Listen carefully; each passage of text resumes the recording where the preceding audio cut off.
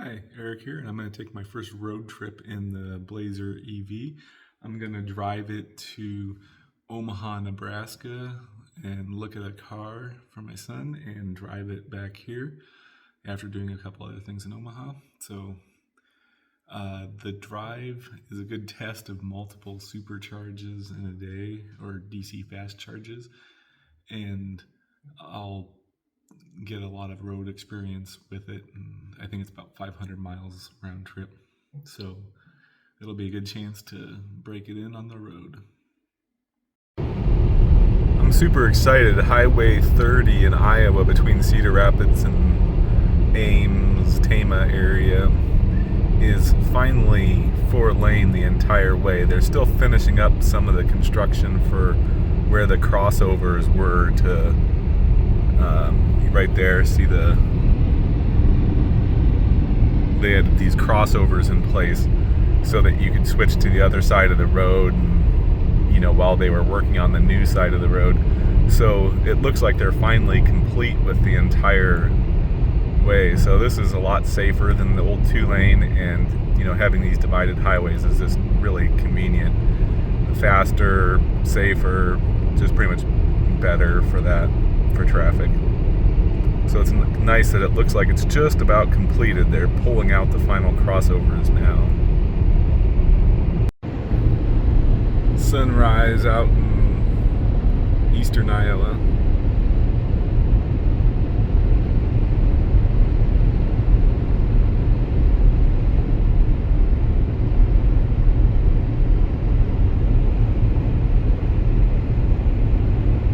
My first charge stop is coming up in Des Moines, and it's a Tesla V3 supercharger. I'm 111 miles in, and it shows that I'll arrive with 36% battery. At the beginning of the day, that was at 38%, so it's only dropped 2%, and it did that pretty quickly, and it's been set ever since. So maybe going up or down 1% every now and then, just depending on driving situation. So overall, that Google Maps has a really accurate arrival percentage, at least when the weather is nominal. We'll try again in the winter, and if there's bad weather, to see if it's less accurate in those situations. So overall, it's looking good. I started at 90% and down to 36% it says, and that will be a total of about 123 miles. I'm in Des Moines, Iowa. This is a 250 kilowatt station in the main part of Des Moines. It's a really nice station because it has 8 250 kilowatt stalls, and it does have one spot I can take without taking two, and that's the pull-in spot. So otherwise they go right up to the end of the parking lot, so you can't park on that side without taking two. My second charge stop of the day is at Walmart in Omaha, and there's 4 EA stations here. They're the 350 kilowatt ones. The Blazer can't make use of that, but it is max around 160 or so. It's pretty empty. Okay, I'm just about 20 minutes into the charge. Let's see where the charge power is. It looks like 93 kilowatts, 18 minutes, 40 kilowatt hours delivered. This is the perfect time to stop it. I'd rather do 2 20-minute charges than one 40-minute charge. I'll get a lot more energy in the battery. So stop. Touch screen isn't working. That's nice. So I'll see if I can stop it from the car. So I'm back at the same EA charger to charge for another 20 minutes or so, up to 80%. So I'm using the 150 kilowatt. Hopefully no leafs come looking for a Shadimo. But I figured I'd use the 150 because I'm only at 100 anyway. So it's not going to save me much. I was hoping the battery would cool off enough, but I'm still high enough charge that it's going to be about 100. So I'll just charge up to 80%. That'll get me back to the supercharger in Des Moines.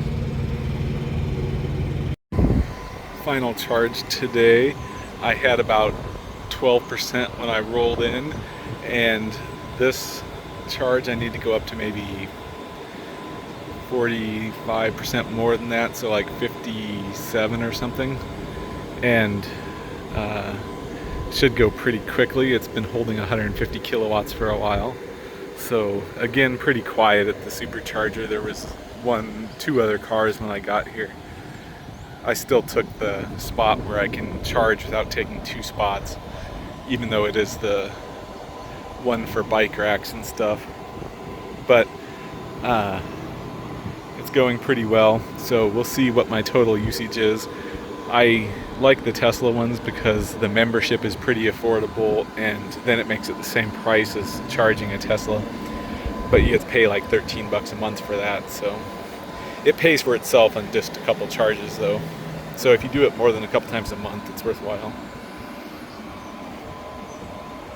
Here's a table showing the charges for the day. Average kilowatts is probably the most interesting number for a person charging. And by far the best charge was the first EA stop, the second total stop, where I averaged 127 kilowatts. I'm going to experiment with using the battery preconditioning. So I'm on the last leg of my short road trip, short meaning about 500 miles or a little less. And I'm going to arrive home with 88%, it says. But I wanted to say, I think that Google Maps, I'm confident it factors in weather now, because I say that because there was a stretch where I had a really strong headwind, and it didn't adjust that percentage at all. It's kind of varied between 7 and 8%. It initially was adjusting it a lot when I was charging, and then it decided on 7% and stuck with it. And the stretch had really strong headwinds, and at the rate I was burning miles on that stretch, it was sure I wouldn't even make it home at the rate that they were coming off. But as soon as I turned, the consumption went down and that number didn't change. So Google had already figured out that I was going to burn a lot more energy on that stretch. So I'm pretty confident that includes at least wind. So I'm back from my Omaha trip. How did the Blazer EV do? Overall, it did pretty well. I did a total of 4 charging stops. I really only needed 3, but I did 4 just because of spacing and when I needed to be places. And so it was easier to split one into 2 separate ones, like charge a little bit first and a little bit after my appointment. So I took a total of 444 miles basically, and averaged 2.5 miles per kilowatt hour. And the charging went pretty seamlessly. I say pretty seamlessly because the Tesla supercharger on the way there did pretty well. And then I charged the EA, and that was really well, surprisingly. And then on the way back, I charged at the same Tesla supercharger again. When I got there was only one other Tesla there and myself, and I parked in the one pull-in spot where you can park there without taking 2 spots. But by the time I left, there were 7 other Teslas with one waiting, so it was a full station. So they were probably glad I didn't take 2, and I also felt really out of place at that station. So overall, it did really well, except on that last charge, it was going kind of slow. So like it dropped down. It was obviously thermally limiting. And I think what was happening was the adapter handle was getting really hot because it was 90 Fahrenheit or so. And the handle was in the direct sunlight. And so I think it was getting hot and slowing it down. So that charge went kind of slow. It started at 150 kilowatts and stayed there for a while, which was good. But then at around 50%, it dropped down to 30 or 40 kilowatts. And it took it a while to get back up to 70 kilowatts by the time I left. So that charge was 35 minutes. and I only got to 60 some percent. So it was kind of, I would consider that a slow charge. So I'm going to do more tests when I do a road trip to Wyoming, which will require maybe 5 or 6 stops in a day. So we'll see if it was an issue with too many fast charges in one day, or if more likely it was that handle getting hot. We'll hope for the handle getting hot because that's something we can deal with. The other, not so much. So overall, it did pretty well. It was comfortable. There's a little rattle in my dashboard that I noticed that I'm going to see if I'm still in the adjustment warranty period. Since I bought it used, I may not be, and see if they can fix that. But otherwise, the seats are comfortable, the interior is comfortable, the air conditioner is ice cold. So overall, it works pretty well. It didn't notice the strong crosswind I had, and I liked the vehicle a lot driving it long distance. So hopefully the charging thing is not a limitation in the pack, but rather in the adapter. So with that, I'll look forward to taking it on more trips. Thanks for watching.